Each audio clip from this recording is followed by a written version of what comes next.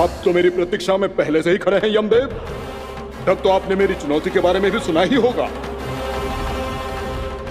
कहिए, क्या उत्तर है आपका?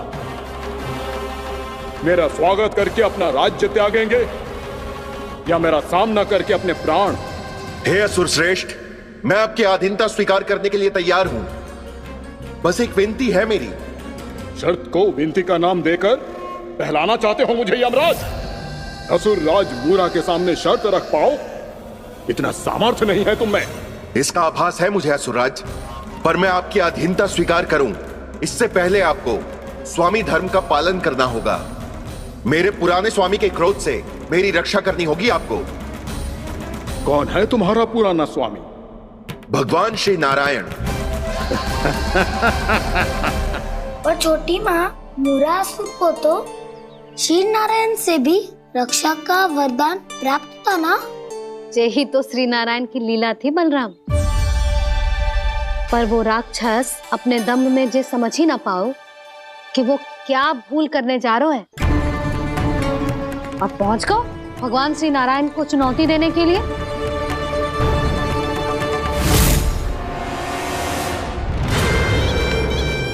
वहीं ठहर जाओ असुर राज मूरा।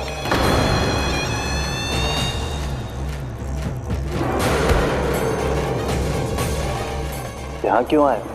आपको पराजित करने और ये वैकुंठ जीतने, ताकि मैं यमलोक का स्वामी बन सकूं। फिर आओ, युद्ध भूमि में मेरा सामना करो।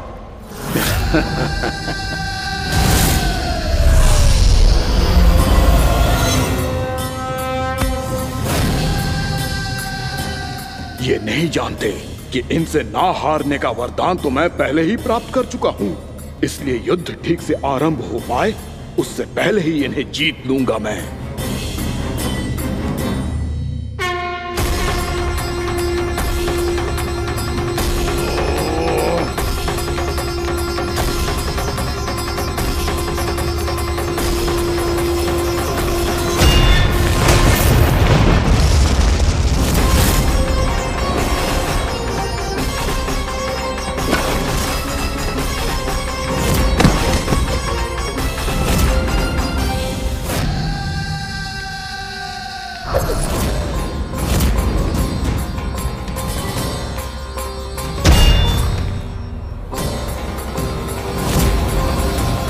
और इस प्रकार ये युद्ध वर्षों वर्षों तक चलता रहो। दोनों योद्धा पूरे ब्रह्मांड में अनेक अस्त्रों शस्त्रों के साथ युद्ध करते रहे।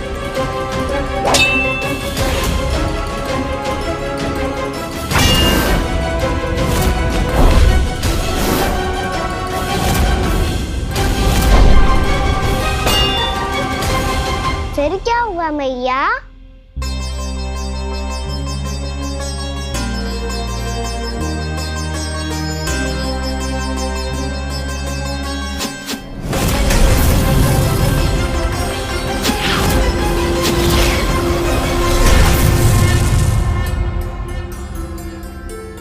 उस युद्ध को कभी समाप्त हुआ हो, पर कैसे? शीघ्र ही वो राक्षस थक गौ लल्ला।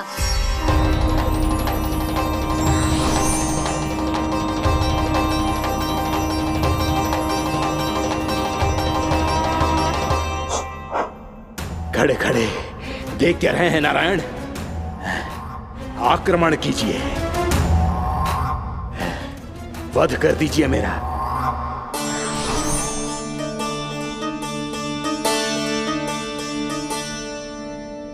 मैं तुम्हारी वीरता से प्रभावित हूं, इसीलिए इतनी थकान की स्थिति में मैं तुम जैसे वीर पर आक्रमण नहीं करूंगा। जाओ विश्राम करो। यदि फिर से युद्ध करने की इच्छा हो तो तुम्हारा स्वागत होगा।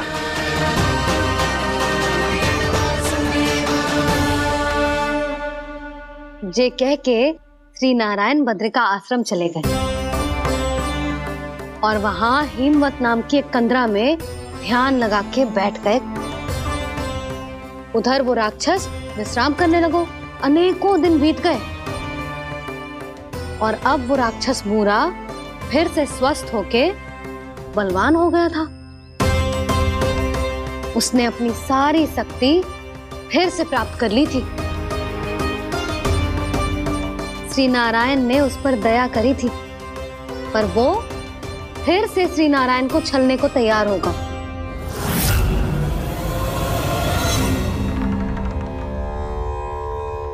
ध्यान में बैठे बैठे श्री नारायण योग निद्रा में चले गए, पर दुष्ट मूरा इसी अवसर का लाभ उठा के उनकी कंदरा में घुस आयो, ताकि वो सोते हुए श्री नारायण पे आक्रमण कर सके।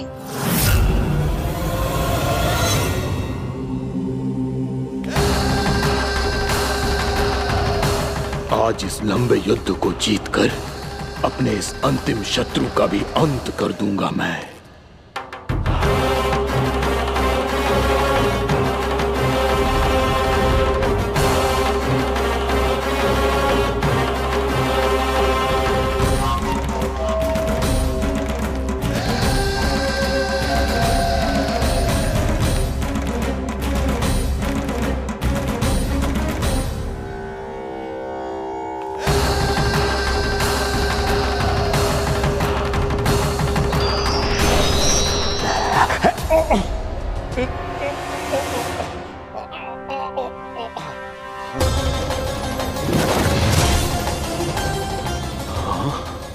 दुष्ट राक्षस,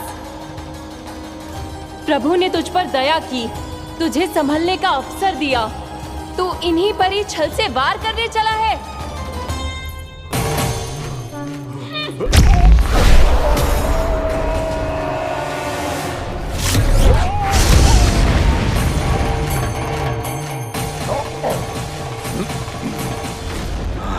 मैं अजय हूँ, मुझे कोई पराजित नहीं कर सकता। ब्रह्मा का वरदान है मुझे। तूने नारायण से अपराजय होने का वरदान मांगा था मूर्ख, उनकी शक्ति से नहीं। ध्यान से देख, मैं तेरी मृत्यु हूँ, मृत्यु।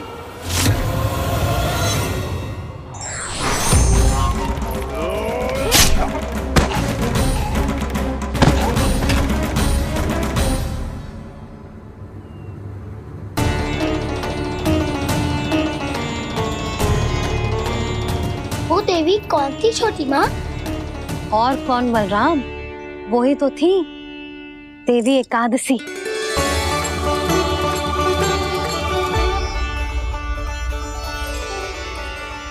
मुझे क्षमा कीजिए प्रभु, आपकी आज्ञा के बिना ही युद्ध करके आपके शत्रु को मृत्यु के घाट उतार दिया।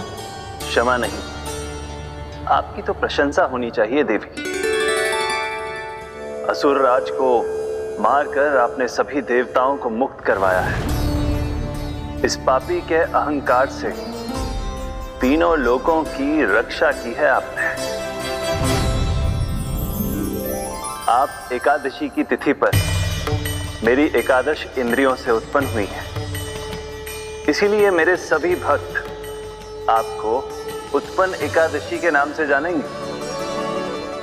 सभी तिथियों में आपका स्थान सर्वश्रेष्ठ होगा।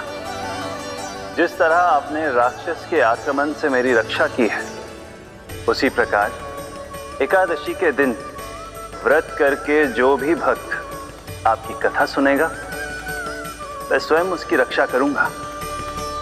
जो आपकी पूजा करेगा, उसे मेरी विशेष कृपा प्राप्त होगी और उसके साथ साथ उसे मिलेगा धन, सिद्धि और मोक्ष।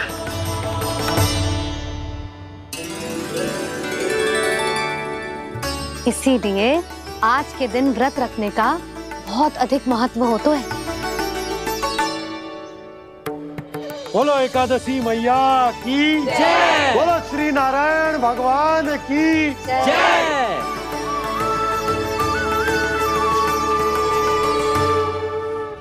प्रभु की कृपा से एकादशी का महत्व भी पता चल गो और मेरा व्रत भी सफल होगा। अभी नहीं भूला राम, एकादशी का व्रत पूरी तरह तभी सफल होता है जब द्वादशी के दिन उसे पूरा किया जाता है।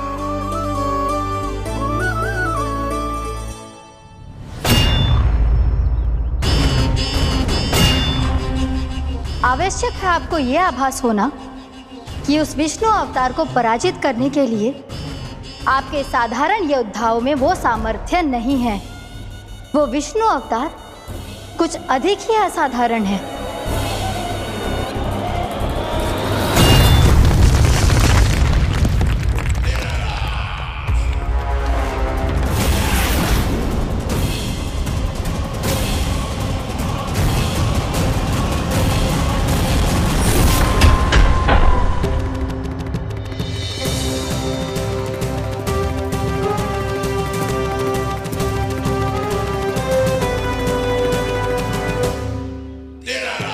अब मैं दिखाऊंगा उस विष्णु अवतार को असाधारण शत्रु क्या होता है।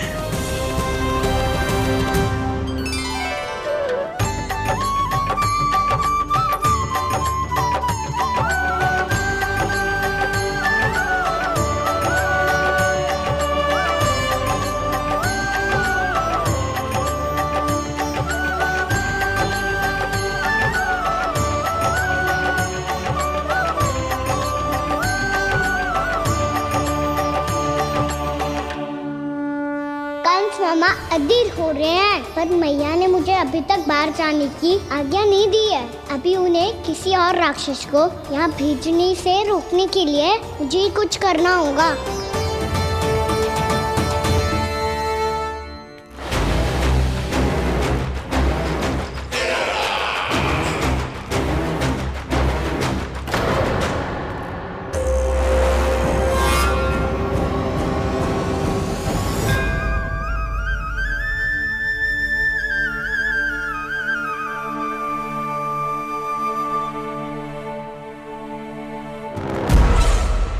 कौन हो तुम? बचपन से ही मुझे मारने का सपना देख रहे हैं, सिर्फ मुझे ही नहीं पहचानते।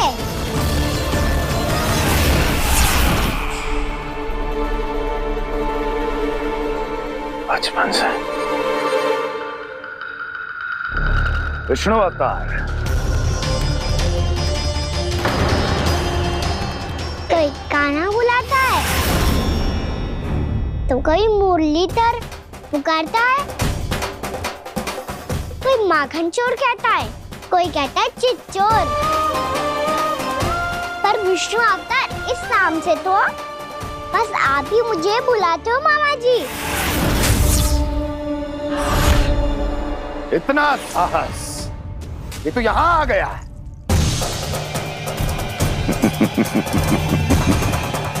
यहाँ आ तो गया तू विष्णु अवतार, किंतु यहाँ से जीवित नहीं जाएगा। तेरे शीश को तेरे धड़ से अलग कर दूंगा मैं।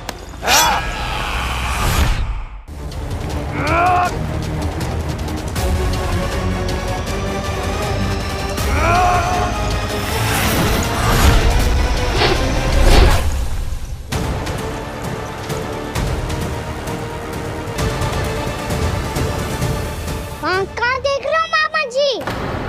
मैं तैयार हूँ।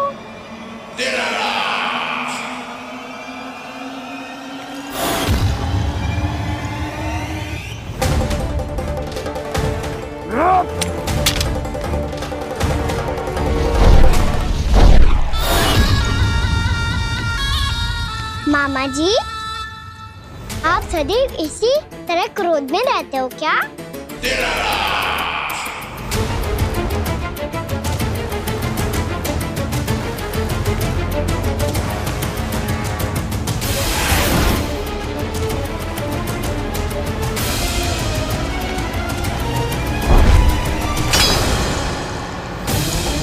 छोड़, छोड़ मेरी तलवार को।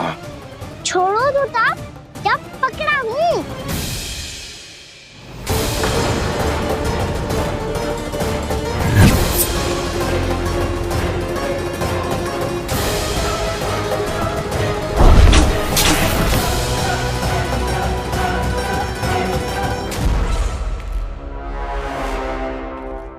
मामा जी,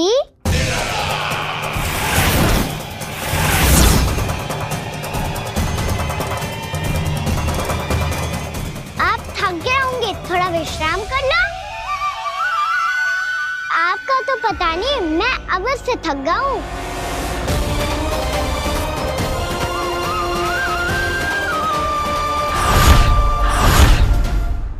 मेरे सिंहासन पर बैठने का तू साहस? अभी तो बस अभ्यास कर रहा था मामा जी। भविष्य में मुझे तो बैठना है यहाँ। आपने बल प्रयोग करके से अपने पिताजी से छीना था, मैं आज छीन लूंगा। जो छल और बल से लिया जाए वो अधिक समय तक टिकता नहीं है मामा जी।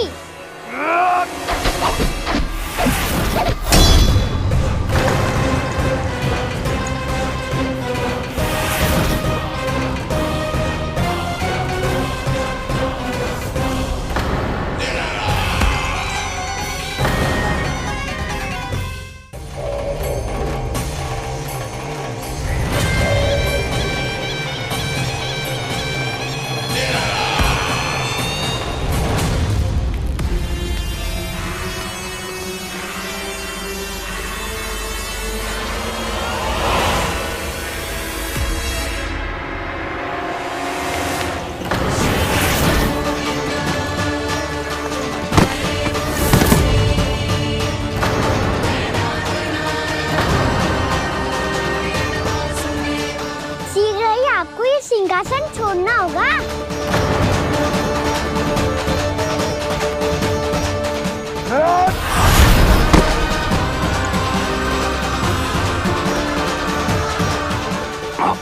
वो मेरा सिंहासन छीनना चाहता। वो आ रहा है, वो आ रहा है। सैनिकों! दुर्जन, बंद कर दो सभी द्वार और झरों के, सब के सब। इसकी हर संभावना पर इतना कड़ा पहरा बिठा दो कि ना तो कोई महल के भीतर आ सके, ना कोई बाहर जा सके। मुझे महल की चप्पे चप्पे की सूचना चाहिए। जाओ।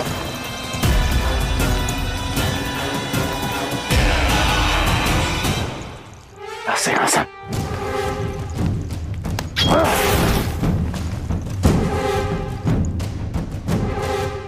अब आ, दुष्ट मायावी, ए छलिया विष्णु अवतार, मैं कंस तेरी प्रतीक्षा कर रहा हूँ। देखता हूँ मेरे सिंहासन पर कैसे बैठता है तू। मुझे तो बस कुछ समय चाहिए था, वो मिल गया। अब करते रहिए आप प्रतीक्षा।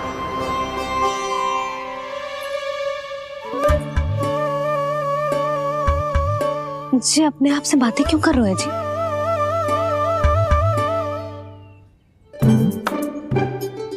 आप मुस्कुरा क्यों रहे हो? ना कचू ना। बताओ क्यों मुस्कुरा रहे हो? तुम्हीं पर गए हैं जी। जब तुम व्रत करती हो तो तुम भी ऐसा ही करती हो। इसी प्रकार भूख अधिक लगने पर अपना ध्यान भटकाने के लिए स्वयं से ही बड़बड़ाती रहती। होगा। आपको तो बस मेरा उपहास उड़ाने के लिए बहाना चाहिए।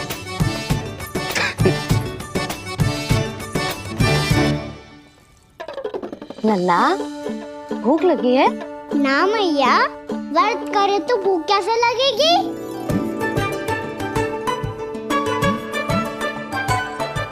यदि लगी हो तो छोटे बालकों को थोड़ी बहुत भूल चूक क्षमा होती है। कछु ना तो फल तो तू खा ही सकते है। अब तो पूरे नियम और विधि विधान से व्रत तोड़ूंगा। कल द्वादशी के सुबह मुहूर्त के अनुसार। ठीक।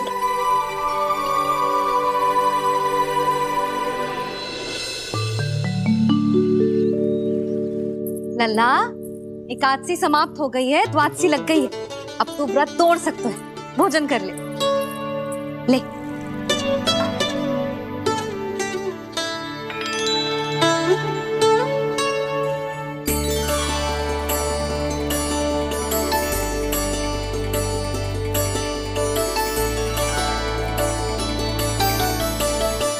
आज तो कार्य कर लीजिएगा। मैं ना चाहती कि सब गांव वाले फिर से आपका उपहास उड़ाएं। अरे, इसी क्षण कार्य आरंभ करना आवश्यक ना है। कुछ खा तो लो। कल भी पूरे दिन व्रत में रहे, अब तो कुछ खा लो। ना, अभी बिल्कुल भूख ना है। और हाँ भगवान, तुम्हें चिंता करने की आवश्यकता नहीं है। आज मैं किसी को भी 2 शब्द कहने का अवसर नहीं दूंगा। अरे, कुछ खाओगे पियोगे नहीं तो कैसे रहोगे?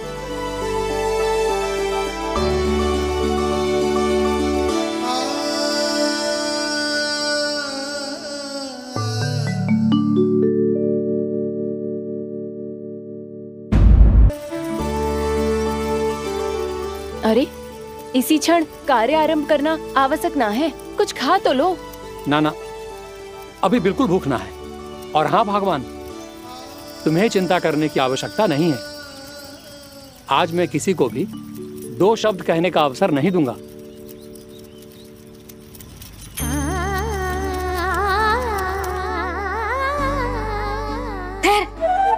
मैं तेरे लिए मट्ठा लेके आती हूँ। व्रत के बाद पीने से पेट ठंडा रहता है। रुक।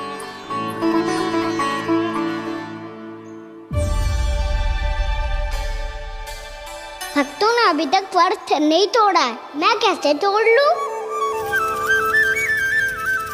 भूख कहाँ से होगी? श्री हरि नाम से पेट तो भर लेते हो। श्री हरि श्री हरि श्री हरि।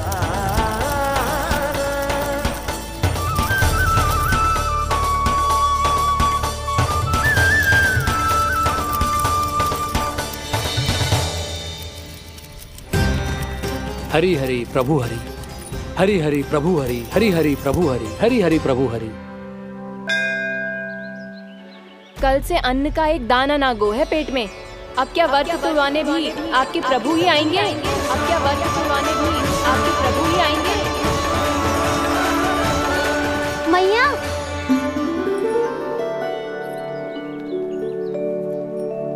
मैया पहले व्रत तोड़ के कछु खा तो लो। अभी ना, लौट के आने के बाद। हाँ,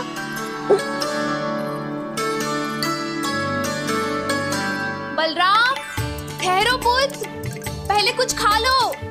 व्रत तोड़ना आवश्यक होता है। मैया ने एकादशी का महत्व बताया। लगता है मुझे सबको द्वादशी पर व्रत तोड़ने समाप्त करने का महत्व बताना होगा। हरि हरि हरि हरि हरि, मेरे हरि।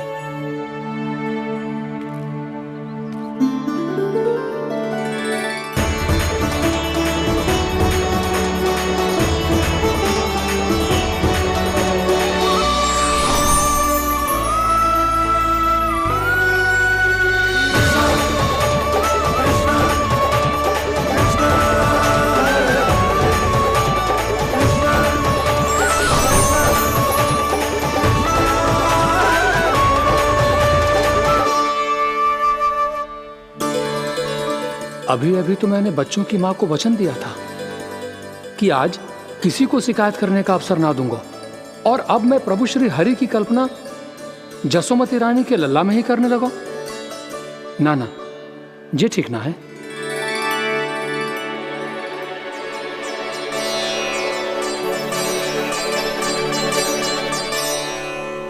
ठीक ही तो है, बिल्कुल सही पहचाना है आपने। बड़े तो बड़े, अब तो बालक भी हमारा उपहास उड़ाने लगे। मैं आपका उपहास नहीं उड़ाने आया, मैं तो आपके एकादशी के व्रत को पूरा कराने आया हूँ।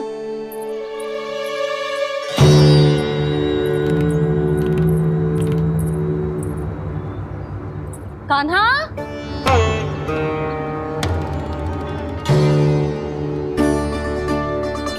तो ये रही आपकी छड़ी और ये रही मेरी पीठ। सेक बिना तापर तोड़। आज तो इसकी पीठ सेक के रहूंगी मैं। मैया घर पे भूखी मुझे ढूंढ रही होगी। लो, आज द्वादशी के दिन पहले प्रहर में भोजन करके अपना एकादशी का व्रत पूरा करो आप। धन्यवाद राजकुमार, पर अभी हमें भूख नहीं है। बहुत सारा काम पड़ा है और अभी थोड़ी ही देर में शंकरी बहन भी अपनी मटकी लेने आती होंगी।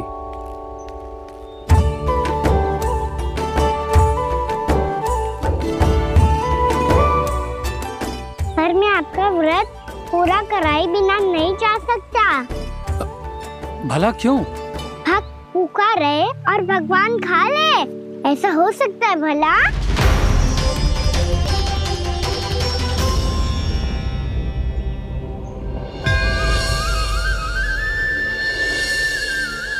ये कैसा भ्रम हो रहा है मुझे लगता है अपना काम करना चाहिए। एकादशी के पहले प्रार में व्रत पूरा करना बहुत आवश्यक होता है, ना तो एकादशी का व्रत भी पूरा ना मानो जातो। इतनी सारी ज्ञान की बातें तुम्हें कैसे पता है लल्ला?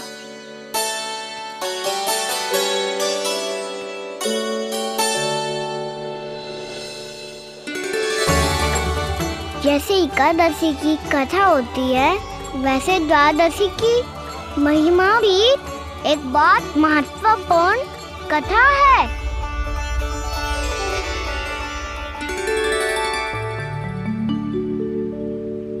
कैसी कथा? बिल्कुल सही समय पे आई हो आप, क्योंकि आपको ये कथा आपको अवश्य सुननी चाहिए।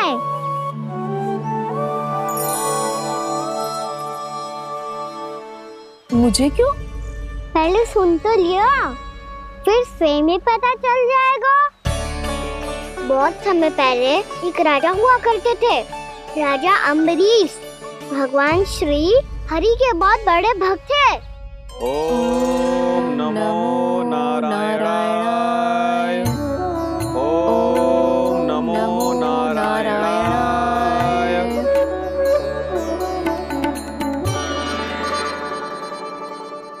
नेक पुण्य के काम करते थे वो।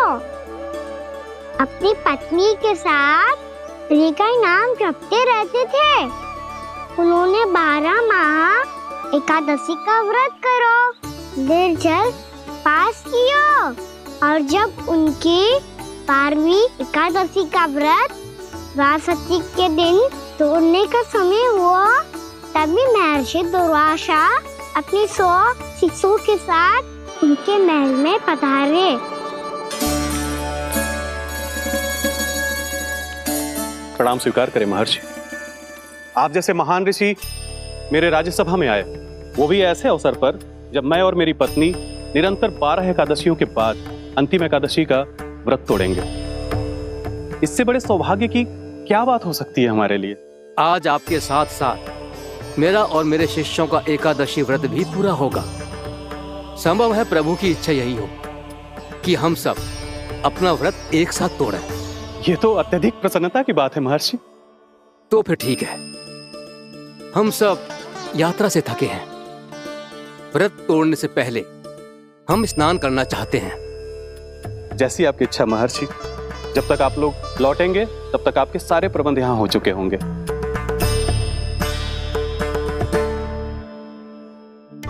महर्षि दुर्वासा स्नान करने गए थे, पर उन्हें लौटने में विलंब हो रहा था, और इधर द्वादशी पर व्रत पूरा करने का मुहूर्त बीता जा रहा था। महाराज अम्बरीश बड़ी विरगता के साथ महर्षि दुर्वासा के लौटने की प्रतीक्षा कर रहे थे। महाराज, व्रत तोड़ने का मुहूर्त बीता जा रहा है, बस कुछ ही समय बचा है। महर्षि और उनके शिष्यों को लौटने में न जाने कितना समय लग जाएगा। मेरा सुझाव है कि आप मुहूर्त समाप्त होने से पहले व्रत अवश्य तोड़ लें। गुरुदेव, हमने महर्षि दुर्वासा को वचन दिया है कि जब तक वो लौटेंगे नहीं तब तक हम व्रत नहीं तोड़ेंगे। इसीलिए मैं उनके लौटने के बाद ही भोजन ग्रहण करूंगा। पर महाराज, मुहूर्त यदि बीत गया और समय रहते हुए नहीं आए तो महाराज आपका व्रत पूरा नहीं होगा। महाराज, आपको उसका फल नहीं मिलेगा। महाराज, 12 एकादशियों का व्रत व्यर्थ चला जाएगा। किंतु गुरुदेव, यदि मैंने भोजन कर लिया तो ये तो अतिथियों का अपमान होगा। आप उचित कह रहे हैं महाराज, भोजन के लिए उनकी प्रतीक्षा अवश्य कीजिए महाराज, पर मुहूर्त रहते हुए एक तुलसी का पत्ता और जल ग्रहण कर लीजिए। इससे आपका व्रत भी पूरा हो जाएगा और अतिथि का मान भी रह जाएगा। आपका सुझाव अच्छा है गुरुदेव।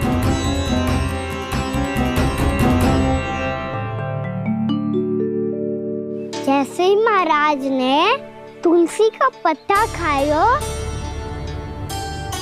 वैसे ही महर्षि दुर्वासा लौट आए। महाराज,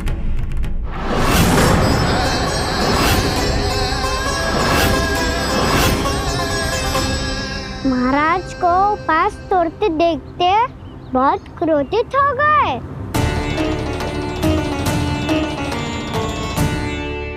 बहुत बड़े भक्त हैं आप, परंतु आप ये नहीं जानते अपने अतिथियों के साथ कैसा व्यवहार करना चाहिए।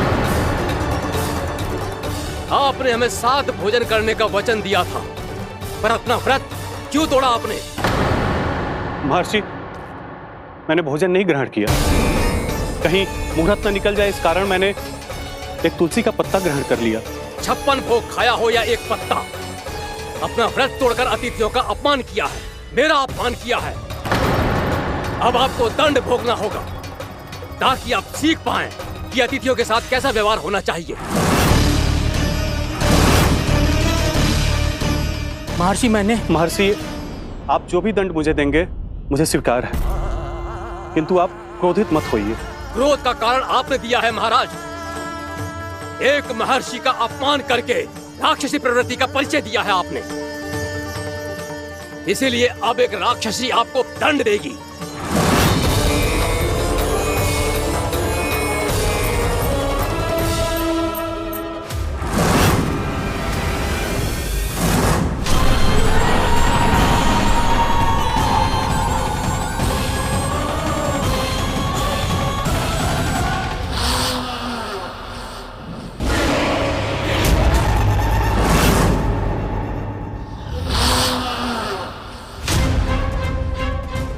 हे प्रभु, यदि मैंने सच में महर्षि का अपमान करने की भूल की हो तो मैं उसका परिणाम भोगने के लिए प्रस्तुत हूं। ओम नमो नारायणाय, ओम नमो नारायणाय नमः। महर्षि दुर्वासा को यह आभास ही नहीं था कि महाराज अम्बरीश ने उनका अपमान नहीं किया था, फिर भी उसे अपमान मान के वो श्री नारायण के भक्त पे संदेह कर रहे थे। मैंने भी तो भोला राम की भक्ति पे संदेह किया था। हे नारायण, ये क्या पाप हो गया मुझसे? संदेह किसी अपमान से कम ना हो तो, और भगवान सब सह सकते हैं, पर उनके प्रिय भक्तों का अपमान सहन ना कर सकते, इसीलिए उन्होंने अस्त्रक्षेप करने का निर्णय लिया।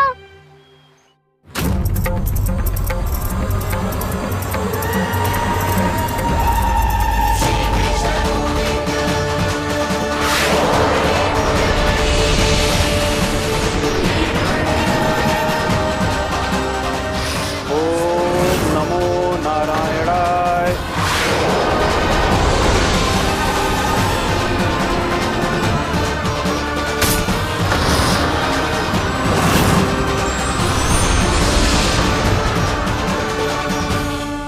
और फिर भगवान का उस सुदर्शन चक्र महर्षि दुर्वासा के पीछे पड़ गया। ये चक्र तो मेरी ओर बढ़ रहा है। ओम नमो नारायणाय। ये कैसे संभव हो सकता है? कोई रोको इसे, कोई रोको इसे।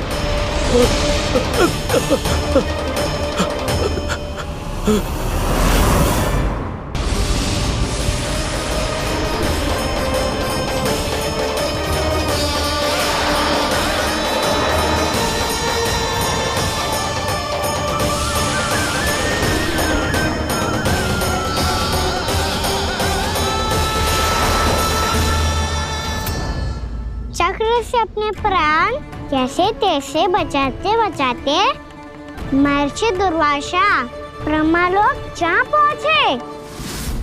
ब्रह्मदेव रक्षा कीजिए, ब्रह्मदेव सहायता कीजिए, मुझे बचाइए ब्रह्मदेव, रक्षा कीजिए। ये सुदर्शन चक्र मेरे प्राणों के पीछे पड़ गया है, मुझे बचाइए ब्रह्मदेव, मुझे बचाइए। महर्षि, मैं चाहकर भी आपकी सहायता नहीं कर सकता। ऐसी स्थिति में यदि कोई कुछ कर सकते हैं तो वो हैं सुदर्शन चक्र के स्वामी विष्णु, क्योंकि सृष्टि में केवल वही है जो इसे नियंत्रित कर सकते हैं। वो ही इसे वापस लौटने का आदेश देकर आपके प्राणों पर छाए हुए संकट को दूर कर सकते हैं।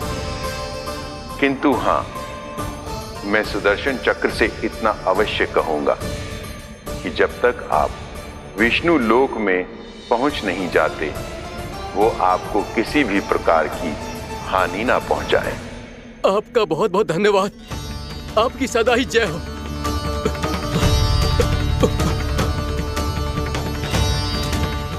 फिर क्या था? भागते भागते महर्षि दुर्वासा सीधे भगवान श्री हरि के शरण में बैकुंठ पहुंच गए। त्राहिमाम प्रभु, त्राहिमाम, मुझे बचाइए, मेरी सहायता कीजिए प्रभु, मेरी सहायता कीजिए। मैं आपके इस चक्र और ऊर्जा से नहीं भाग सकता प्रभु, कृपया करके अपने सुदर्शन को रोकिए, इसे वापस लीजिए प्रभु। यह असंभव है महर्षि। एक बार सुदर्शन चक्र मेरे हाथों से छूट जाए तो अपना उद्देश्य पूरा किए बिना, मेरे भक्तों की रक्षा किए बिना वापस नहीं लौटता। कोई तो उपाय होगा प्रभु, कृपया करके मेरे प्राण बचाइए प्रभु। मैं सुदर्शन की ऊर्जा से जलकर भस्म नहीं होना चाहता प्रभु। आप जो कहेंगे मैं करूंगा प्रभु, मेरी सहायता कीजिए प्रभु, मेरी सहायता कीजिए। मुझे नहीं लगता कि आप वो कर पाएंगे। मैं अवश्य करूंगा, मैं अपनी प्राण रक्षा के लिए कुछ भी करूंगा प्रभु। आपने मेरे भक्त राजा अम्बरीश को भक्ति का कर्तव्य निभाने के लिए अपमानित और दंडित किया है महर्षि, पर भक्त की रक्षा करना भगवान का कर्तव्य है। इसलिए यदि आप भक्त राजा अम्बरीश के पास जाकर क्षमा याचना करें और यदि वो आपको क्षमा कर दे तो ही ये चक्र आपके प्राण लिए बिना लौट सकता है। अन्यथा आप तो जानते हैं महर्षि, मेरे भक्त का अपमान मेरा अपमान। भक्त का अपमान भगवान के अपमान से कम ना हो तो है। महर्षि दुर्वासा को भी ये बात समझ आई और फिर उन्होंने महाराज अम्बरीश से क्षमा याचना की। महाराज महाराज महाराज महाराज महाराज, मुझे क्षमा करें महाराज, मुझसे बहुत बड़ी भूल हो गई महाराज, मुझसे बहुत बड़ी भूल हो गई महाराज। महर्षि, आप हमारे चरण छुए ये उचित नहीं। महाराज, महाराज अम्बरीश, आप नारायण के सच्चे भक्त हैं। मैंने आपको अपमानित किया, दंडित करने का प्रयास किया महाराज। इस अपराध के लिए मुझे क्षमा कीजिए महाराज, और इस सुदर्शन चक्र से मेरे प्राण बचाइए महाराज।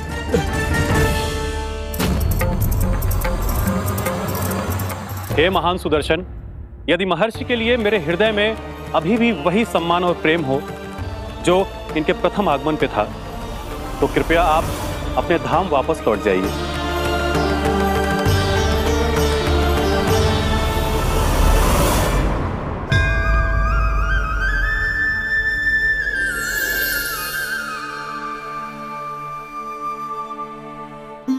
आपका बहुत बहुत धन्यवाद महाराज अम्बरीश। मैं आपको आशीर्वाद देता हूं कि आप देवराज इंद्र के समान शक्तिशाली हों। आपकी कीर्ति का पताका 10 दिशाओं में फहराए। मेरी बस एक ही इच्छा है महर्षि, कि मैं आपके साथ अपना उपवास तोड़ सकूं। अवश्य महाराज, हम सब भोजन आपके साथ करेंगे और अपने आप को नारायण की सेवा में अर्पित करके व्रत को पूरा करेंगे, क्योंकि आज जो यहाँ हुआ है उससे सिद्ध हो चुका है कि एकादशी व्रत का फल द्वादशी की सुबह भोजन करने से ही प्राप्त होता है। इस कथा से हमें पता चलता है कि सभी को द्वादशी के सुबह भर पेट भोजन करके एकादशी का व्रत पूरा करना चाहिए। और दूसरी बात, भगवान की सच्ची भक्ति अपमान कभी ना करना चाहिए। उनके साथ सदैव प्रेम से व्यवहार करना चाहिए।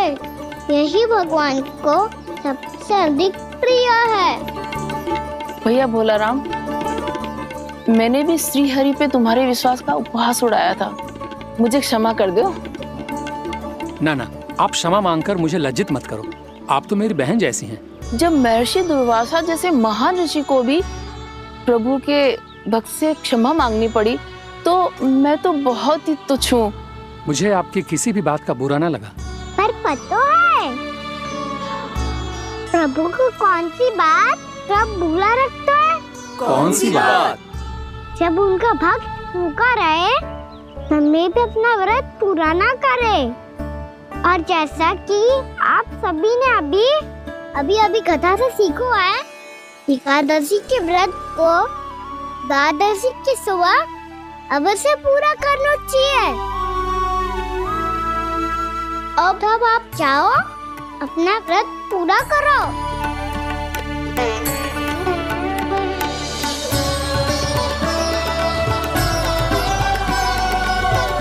मैं आपके लिए जल लेके आती हूँ।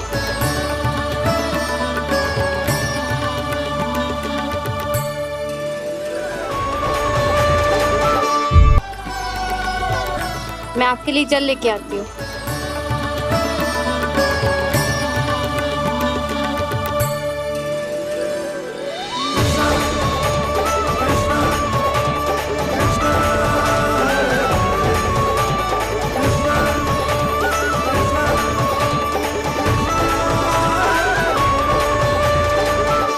यो खाओ।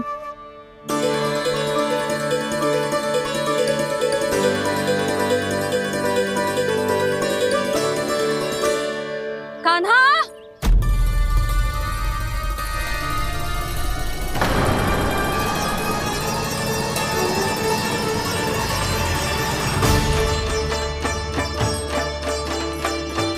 बोलो काका, सिगरेट छुपा लो मुझे, मैया आ रही है, बहुत क्रोध में लगती है।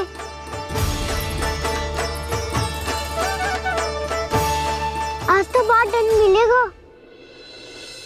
अभी क्षण भर पहले तो ये साक्षात भगवान के रूप में बात कर रहे थे, और अब अचानक ही ऐसे बालक बन गए जो मैया से दंड मिलने के भय से व्याकुल हैं। बोला काका, किस सोच में पड़ गए? सिगरेट छुपा लो मुझे।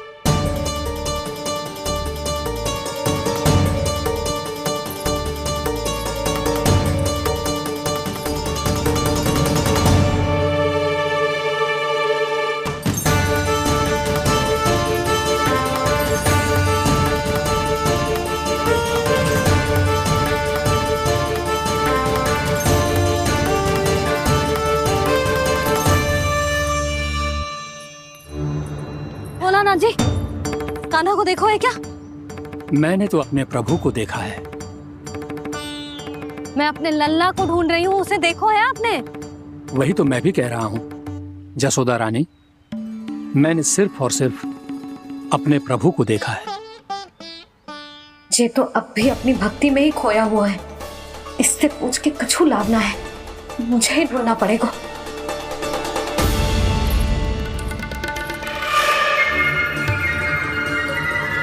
बच गए। शंकरी मौसी, कान्हा को देखो है क्या कहीं?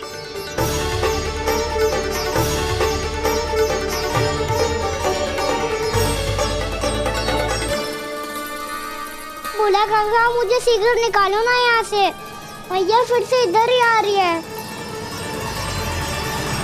सब कहते थे श्री हरि मेरे घर ना आ सकते, देखो आज प्रभु आ गए, उन्होंने अपने हाथ से मेरा व्रत पूरा कराया।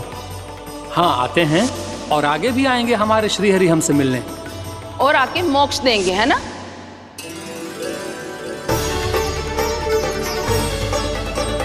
सिगरेट निकालो ना भोला काका, भैया आ रही है। मैं ना निकालूं? क्यों? मेरा अर्थ है मैं निकालूंगा, अवश्य निकालूंगा, पर तब तक नहीं निकालूंगा जब तक आप मेरी सारी बातें मान नहीं लेते हैं। कौन सी बात? प्रभु, मुझे मोक्ष प्रदान कर दीजिए प्रभु। तथास्तु। ना ना ना प्रभु, मेरे साथ साथ मेरे परिवार को भी मोक्ष दे दीजिए। तथास्तु। अब तो निकाल दो, मैया देख लेंगी। ना प्रभु, मेरे परिवार के साथ मुझसे जुड़ी हुई हर वस्तु, जीव जंतु, प्राणी, गाय बैल भैंस, सभी को मोक्ष प्रदान कर दीजिए प्रभु। तथास्तु। प्रभु, आप सच में अद्भुत हैं। मैंने जो मांगा आपने बिना सोचे समझे सब प्रदान किया। मैं ही अपनी मांगे बढ़ाता रहा। प्रभु, प्रभु मुझे क्षमा कर दीजिए। प्रभु मुझे क्षमा कर दीजिए।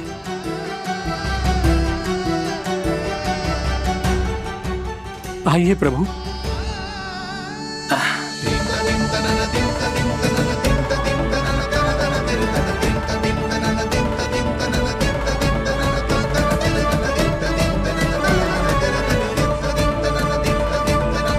प्रभु, आप तो प्रभु हो, हरि हो, भगवान हो।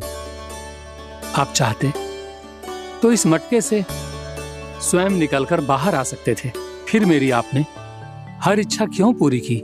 क्योंकि मेरे भक्त की इच्छा पूरी करने में मुझे भी प्रसन्नता मिलती है। ना तो मैं अपने भक्तों का अपमान सह सकता हूँ और ना ही उनकी इच्छा अधूरी रहने दे सकता हूँ।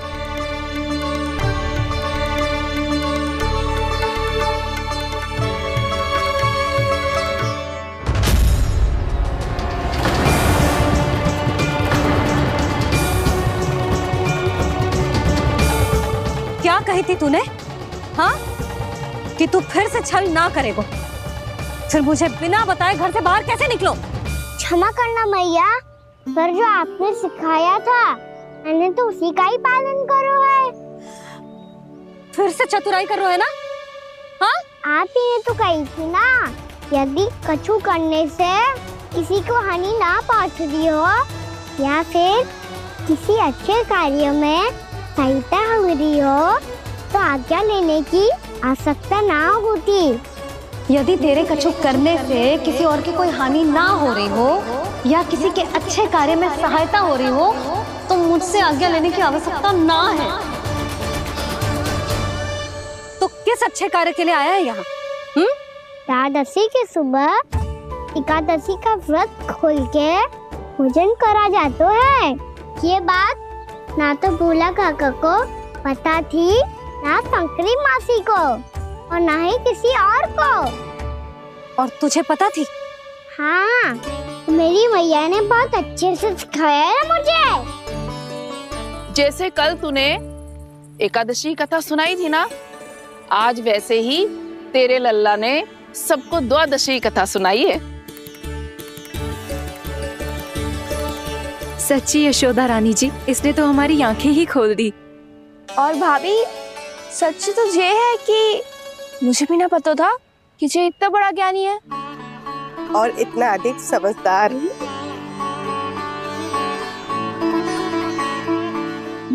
द्वादशी की कथा? वो तो मैंने इसे कभी सुना ही ना है।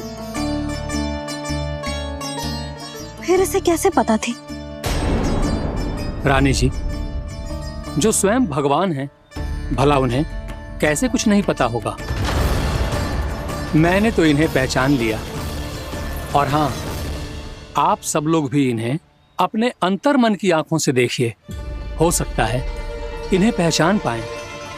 ये कोई और नहीं है, श्री नारायण है, मेरे श्री हरि, मेरे प्रभु।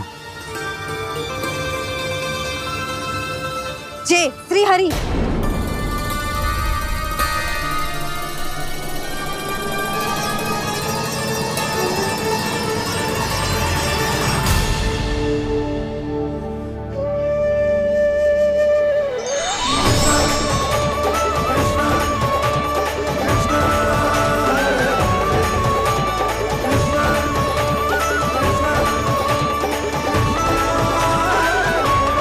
ये क्या कर दिया भोला? जिस रास्ते को मैंने इतनी कठिनाई से बचा के रखा था, सबके सामने उसे उजागर कर दिया तुमने।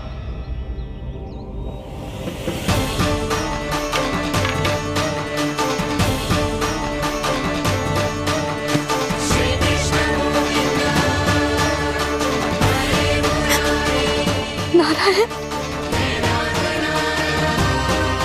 नारायण, श्री नारायण।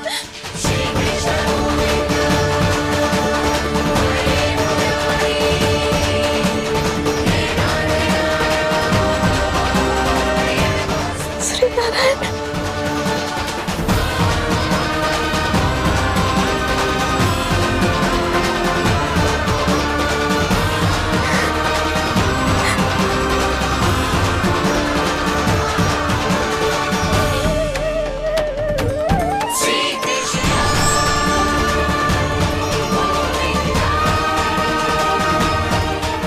नारायण प्रभु,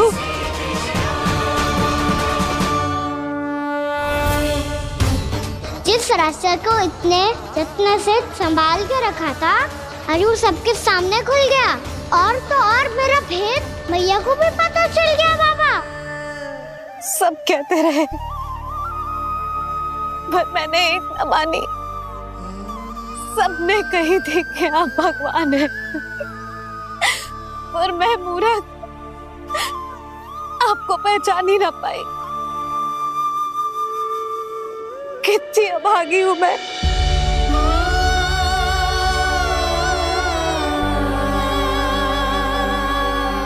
जिस मुंह से मुझे आपकी महिमा गानी चाहिए थी, उसी मुंह से मैंने आपको डांटा है।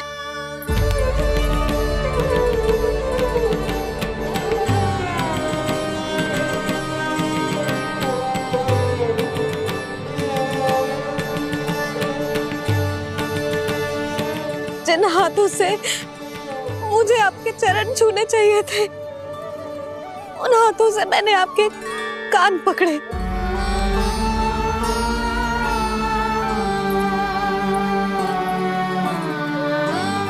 मुझे तो आपकी सेवा करनी चाहिए थी प्रभु, और मैंने आपको दंड दियो,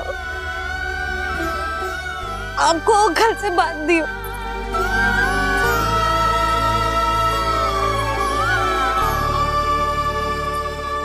बावली हो गई थी प्रभु। अपने श्री नारायण को, अपने प्रभु को एक साधारण सा बालक समझ लियो मैंने। मैं आपके लिए भगवान नहीं हूँ मैया, साधारण बालक ही हूँ, बस आपका लल्ला। बुद्धि भ्रष्ट हो गई थी, भूल पर भूल करती चली गई। आज भी आपके पीछे पीछे छड़ी लेकर दौड़े चले आए।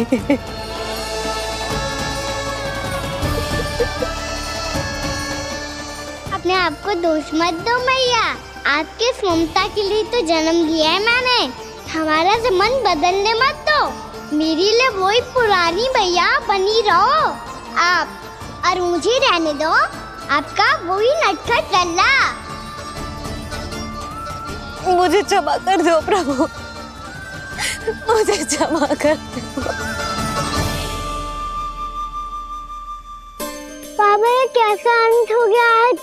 मैया तो मुझे भगवान मानने लगी, पर मैं इसे स्वीकार नहीं कर सकता। अभी नहीं बाबा, इतनी शीघ्र नहीं। आप ऐसे खड़े क्यों बाबा? कुछ ऐसा करो ना कि मैया फिर से मेरे मैया बन जाए। उनकी दृष्टि में भक्ति नहीं, ममता चाहिए मुझे। कान्हा, मेरे सामर्थ्य में हो तो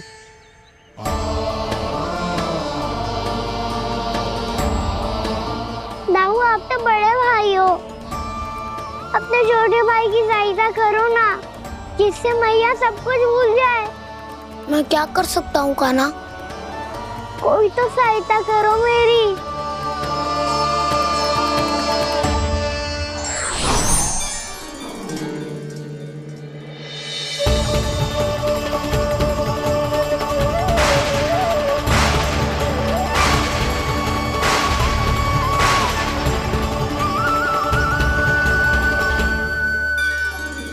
अपने आप को संभालिए प्रभु।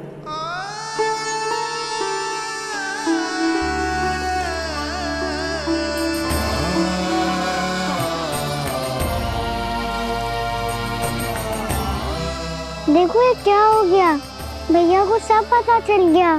अभी तो मुझे मैया की ममता का शौक पूरी तरह मिला ही नहीं था। योग माया,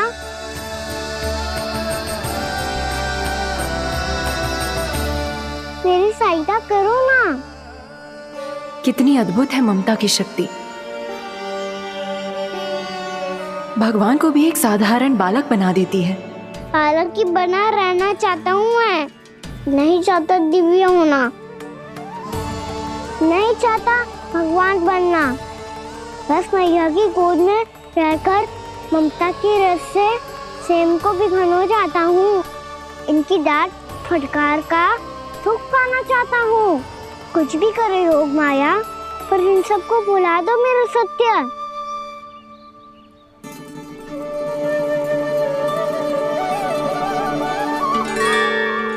पर इन्हें तो मोक्ष का वरदान मिल गया है प्रभु, इसलिए इनके लिए समय की गति को लौटा पाना संभव नहीं होगा। प्रभु, अब मुझे ये सब भूलने की कोई आवश्यकता नहीं है। मुझसे जो त्रुटि हुई है अब वो दोबारा कभी नहीं होगी,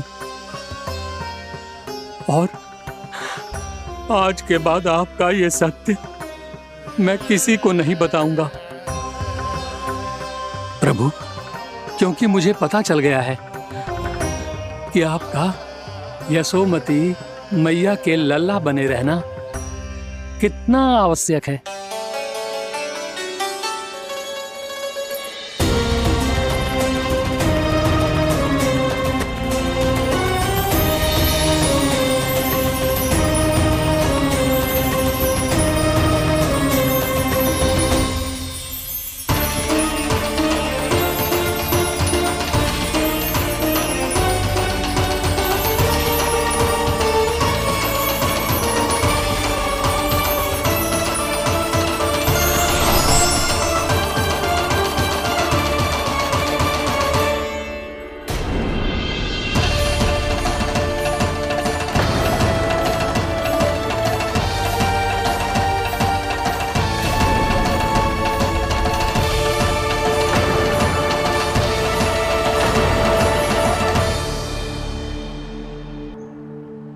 मैया आपकी छड़ी। पहले चुपके से भाग जातो है, फिर स्वयं ही छड़ी भी पकड़ा रो है? नटखट कहीं का। हंसी आ रही है? अरे किस बात पे इतनी हंसी आ रही है रे? हाँ?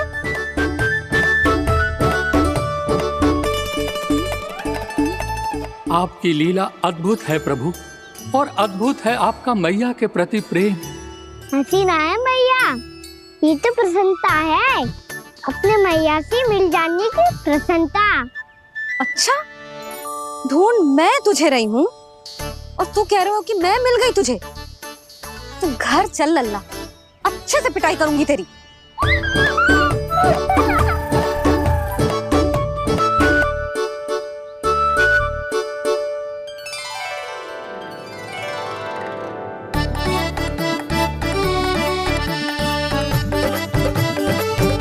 पिटाई से गाल लाल होंगे ना तेरे, तब हंसी बंद होगी तेरी। चल।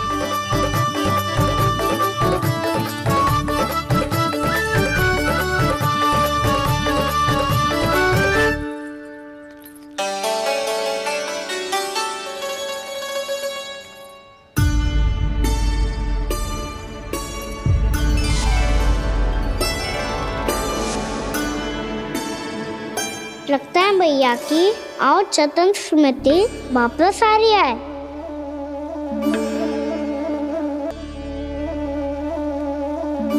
यशोदा, क्या होगो? ना कछु ना। आपको बताऊंगी तो और हंसेंगे मुझ पे। बोल दो, मैं उपवास ना उड़ाऊं, सच्ची। देखो देखो इसे कैसे हंस रहे हैं। मेरे हाथ में छड़ी है, मैया क्रोधित है, पर जे तनिक में भय ना लग रहा है इसे? हाँ, हंसे जा रहा है।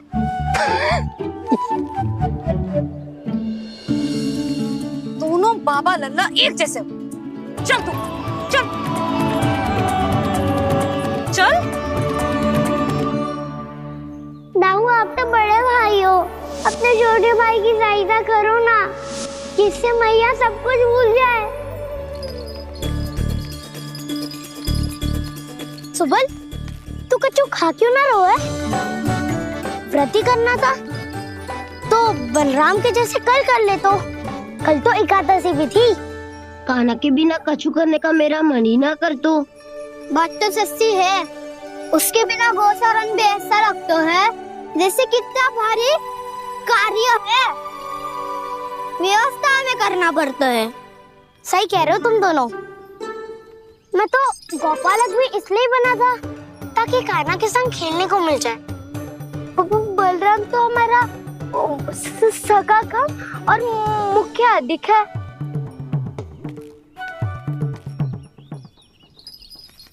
रुक जाओ, तुम सब कुछ देर विश्राम कर सकते हो।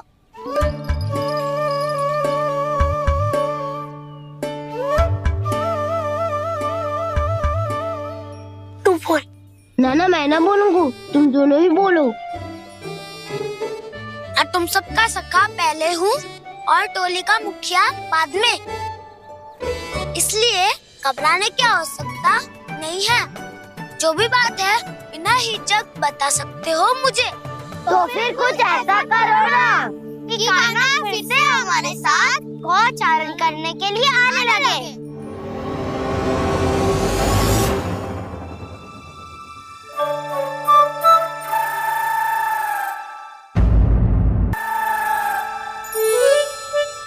बिना कछु बताए भाग गओ।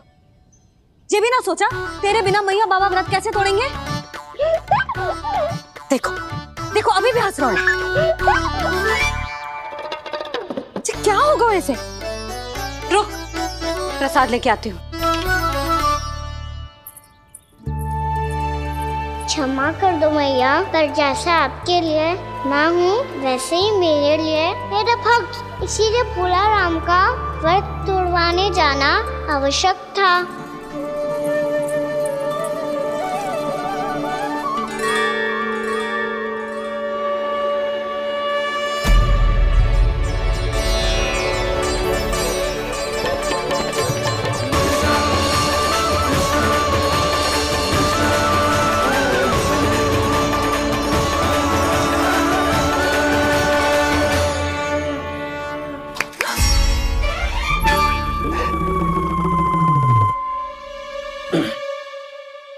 सुधा, फिर से खो गई तुम। अरे कौन से स्वप्न लोक में चली जाती हो तुम बार बार? हमें भी बताओ। माया का प्रभाव ममता पर अधिक समय तक नहीं रह पाता प्रभु। अरे बोलो ना यशोदा, क्या सोच रही थी?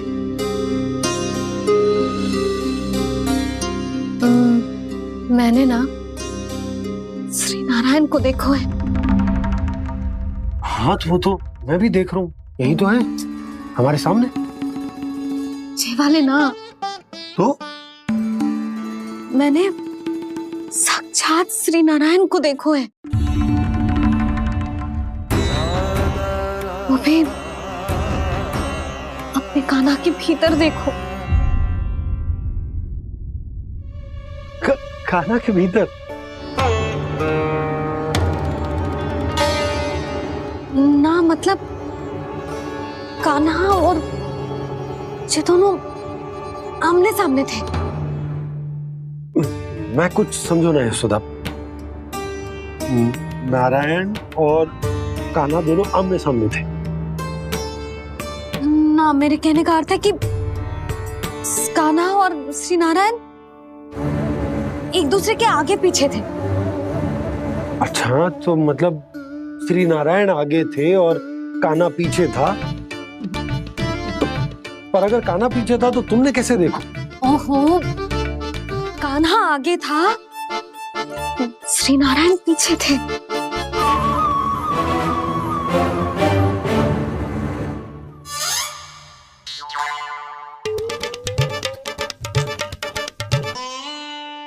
यशोदा, एक बार फिर से सोचकर बताओ कि नारायण आगे थे या कान्हा आगे था? ठीक से याद करो। बहुत बता तो रही हूँ जी, थोड़ी धुंधली धुंधली सी स्मृति है।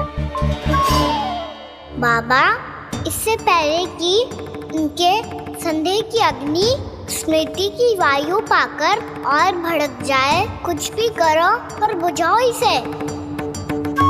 स्वप्न देखो है तुमने? हाँ, संभव है स्वप्न ही था। पर यदि स्वप्न था तो सुबह सुबह उठते ही उसकी स्मृति क्यों ना आई? अब क्यों आ रही है उसकी स्मृति? और वो भी तब से जब से मैं भोनाराम के यहाँ से कान्हा को लेके आई हूँ। जब मैं गई थी तो छड़ी मेरे हाथ में थी, पर फिर कान्हा ने मुझे छड़ी दी और मैं बैठी हुई थी। इस बीच कछु तो हुआ है। भैया की अचेतन स्मृति वापस आ रही है। अब मुझे ही कुछ करना होगा। मुझे लगता है जी, जब मैं वहाँ गई ना, भैया व्रत पूरा करने का सुबह मुहूर्त निकल जाएगा और अब तो भूख भी बहुत तीव्र लग रही है। हे नारायण, मैं तो भूल ही गई कि लल्ला भी तो कल से भूखा है।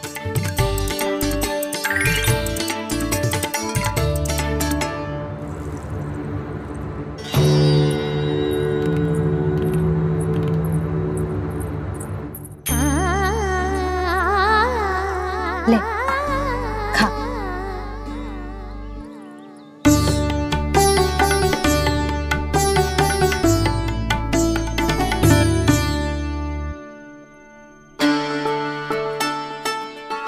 संतान की चिंता में सब कुछ भुला दे, ऐसी ही होती है ममता। और कान्हा को अच्छे से पता है कि इसको लाभ कैसे उठाना है। हाँ बाबा, लाभ ना, मैं तो मैया की ममता का आनंद उठाना चाहता हूँ, जितना संभव है उससे भी अधिक।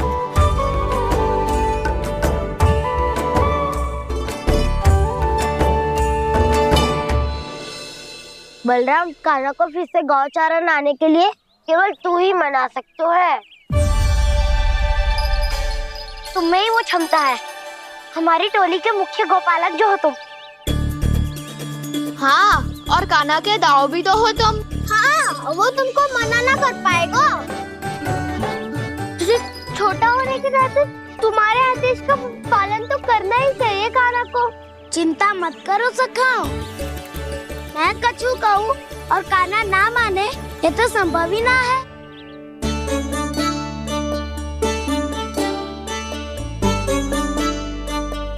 आज जो हुआ ना जाने और कितने समय तक मेरा सत्य आपसे छिपा रह पाएगा, इसीलिए आपसे अधिक से अधिक समय मैं आपके साथ ही बिताऊंगा।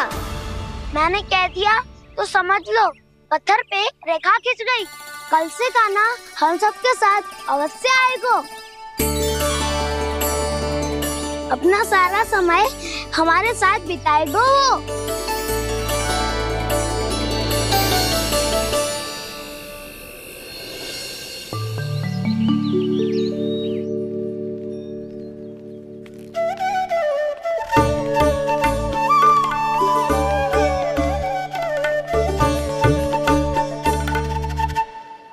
अभी तक तैयार नहीं हुए?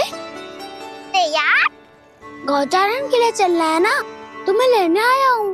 नाना तो मैं ना चल सकता, मुझे आज्ञा ना है। वो तो माखन चोरी के लिए भी नहीं थी। उस दिन जो वक्कासुर के सामने चले गए थे तुम, तभी तो नहीं थी आज्ञा। इसलिए आज्ञा का बहाना मत ही बनाओगा ना। बहाना नहीं दाऊ, मैं तो सच्ची कह रहा हूँ। मैया को फिर से दुखी ना कर सकते हो और हम सबको दुखी कर सकते हो तुम। आज मैं तुम्हारी एक ना सुनूंगा कान्हा। घर पे रहते हुए कितने सप्ताह हो गए तुम्हें? तुम गौपालक हो ना? गौपालन करना तुम्हारा दायित्व है। आज तुम्हें हमारे साथ चलना ही पड़ेगा। ना दाऊ, मैं ना चल पाऊंगा। बोल रहा, तुम तो कह रहे थे कि कान्हा तुम्हारी हर बात मानता है, पर इसने तो बड़े भाई का अनादर कर दिया। रुक जाओ कान्हा, सत्य बताओ, तुम छोटी माँ के कारण वन नहीं चल रहे हो? या अब तुम्हें हमारे साथ रहना ही अच्छा नहीं लगता? कहीं ऐसा तो नहीं गौचारण में तुम्हारी रुचि समाप्त हो गई हो? ना दाऊ, ऐसा कछु ना है। मुझे गौचारण की बात प्रिय है और आप सबका साथ भी। तो फिर वन चलने में क्या समस्या है तुम्हें? अपने दाऊ की बात मान लो और चलो चुपचाप। मैंने सबको वचन दिया है कि तुम हम सबके साथ चलोगे। पर दाऊ, मैंने भैया को भी वचन दिया है कि मैं नहीं जाऊंगा। इसका अर्थ है कि मेरे वचन का कोई मूल नहीं है। मैं तुमसे बड़ा हूँ कान्हा, तुम्हें मेरी आज्ञा माननी चाहिए। मुझे भी तो वचन दिया था तुमने। दाऊ, आप समझ क्यों आ रहे? मैंने कहा ना, मैं नहीं जा सकता। रुक जाओ कान्हा।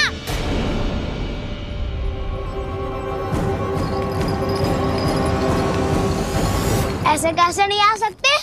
मैंने बल्कि हम सब ने तुम्हारी हर शरारत में तुम्हारा साथ दिया है, चाहे माखन चोरी हो या गौचारण। और अब तुम अपने दाऊ को ही पीठ दिखा के जा रहे हो। दाऊ, मैं आपका बहुत सम्मान करता हूँ, पर मैंने कहा ना, मैं नहीं जा सकता। मुझे मेरी मैया के साथ ही रहना है। तो फिर तुम्हारे लिए मैं यही महत्वपूर्ण है। दाऊ नहीं, सखा नहीं, गयाऊ भी नहीं। कान्हा ने तो तुम्हारी बात मानने से मना कर दिया बलराम। लग तो है सच्चो भाई ना है। जानते हो इससे क्या सिद्ध होता है कान्हा? कि तुम छोटी माँ के पुत्र नहीं हो, कि तुम छोटी माँ के पुत्र नहीं हो। दाऊ, ये क्या कह रहे हो आप? और नहीं तो क्या, तुम उनके वास्तविक पुत्र होते तो अपने दाऊ की आज्ञा कभी नहीं टालते। ऐसा मत ही कहो दाऊ, मैं अपनी मैया का ही लल्ला हूँ। मुझे तो लगता है छोटी माँ हाथ से ग्रह करके लाई है तुम्हें। अब ऐसा क्यों बोल रहे हो दाऊ? क्योंकि मैं वो सत्य देख रहा हूँ जो तुम नहीं देख पा रहे हो। छोटी माँ और छोटे पापा दोनों गोरे हैं और तुम अपना रंग देख लो, स्वयं विचार कर लो। जी तो मैंने भी सोचा था, बस बोला नहीं। हाँ तो क्या हुआ, मेरी त्वचा का रंग अलग है, मैं उन्हीं का ही लल्ला हूँ। बस धूप में तुम सबके साथ इतना खेला हूँ कि मेरी त्वचा का रंग बदल को है।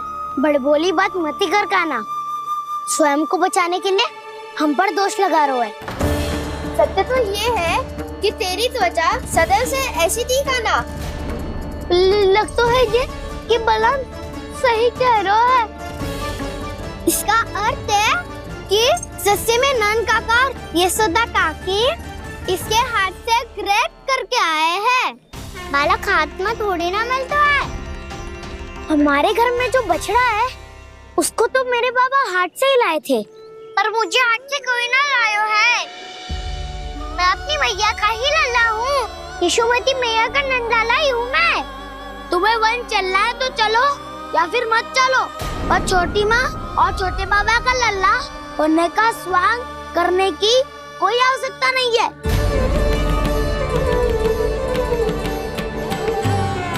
तुम भी अति करते हो कान्हा, कब एक बालक की तरह व्यवहार करते हो और कब भगवान की तरह, कुछ समझ में नहीं आता। भगवान की तरह? मैंने भगवान क्या क्या?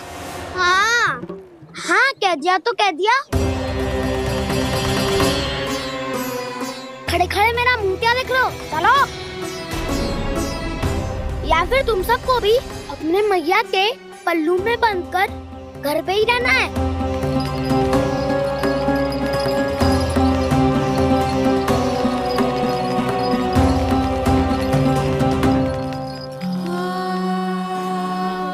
जानते हो इससे क्या सिद्ध होता है कान्हा? कि तुम छोटी माँ के पुत्र नहीं हो, कि तुम छोटी माँ के पुत्र नहीं हो।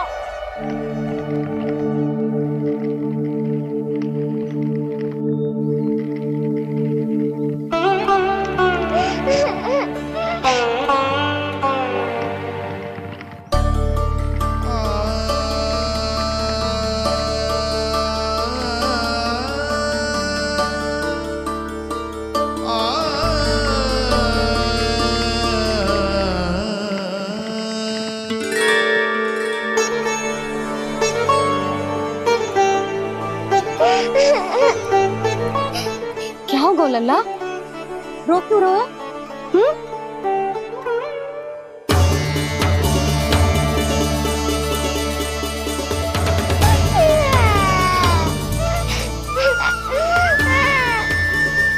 अरे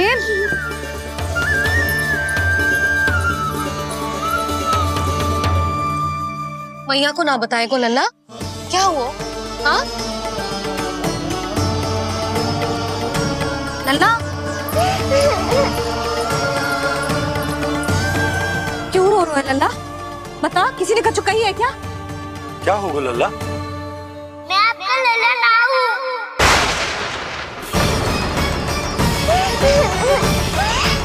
ऐसा क्यों कह रहे हो तू? क्या होगा? आपका भी लल्ला ना हूँ मैं।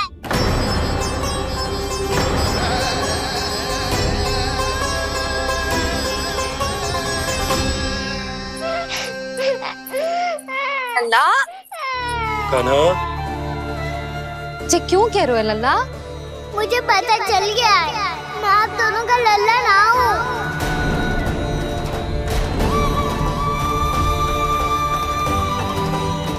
कुछ भी उल्टा सीधा बोल रहे हो। तू मेरा ही लल्ला है ना, आप मुझे हाथ से गिरा करके लाई हो।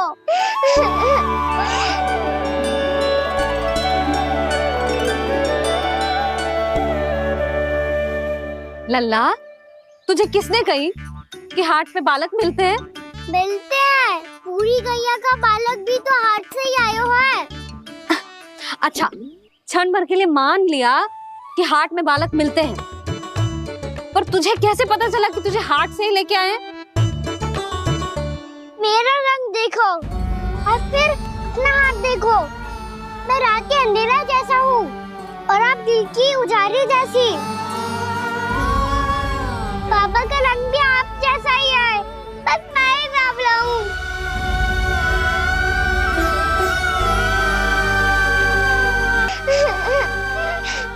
उससे क्या अंतर पड़ता है लल्ला? पर तो मैं तभी तो दाऊ अन्य सभी सखाओ ने ऐसा कहा। इस बात पर ध्यान मत ही दे। माँ की ममता और बाबा का स्नेह, इसका कोई रंग ना हो तो है लल्ला? तो फिर आप ही बताओ, मैया क्यों गोरी और मैं क्यों काला? हाट से आया क्रय होके, सुन हो गए कृष्णाधीर।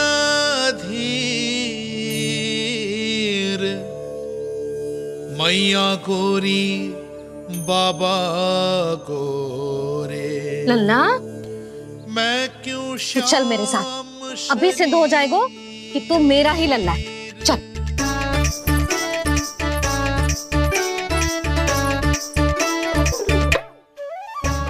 ये दोनों लल्ला और मैया का मन कछु समझ ही ना आता, कछु ना कछु उटपटांग करते ही रहते हैं दोनों।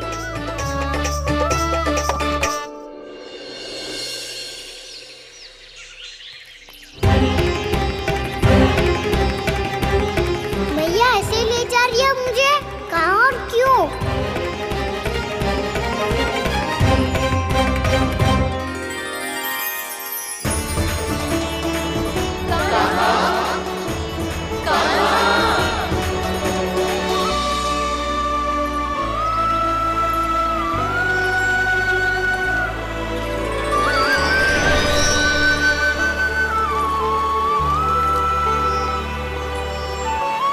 खाना आए हैं, कितने दिनों के बाद खाना आए हैं।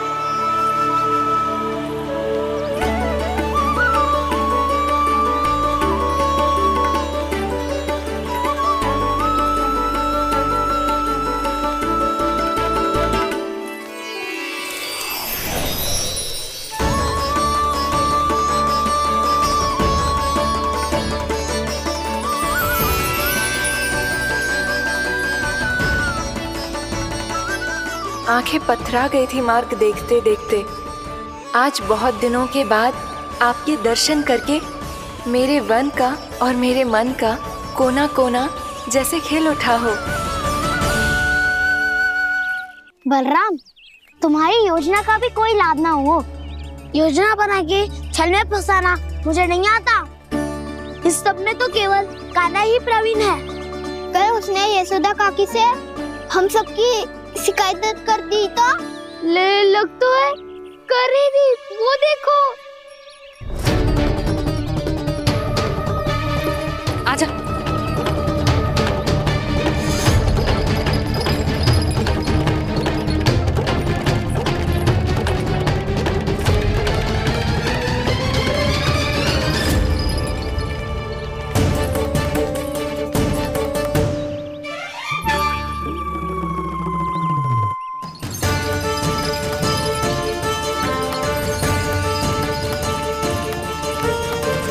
बलराम,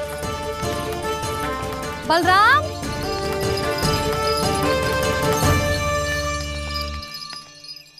जे बसंती कहाँ है?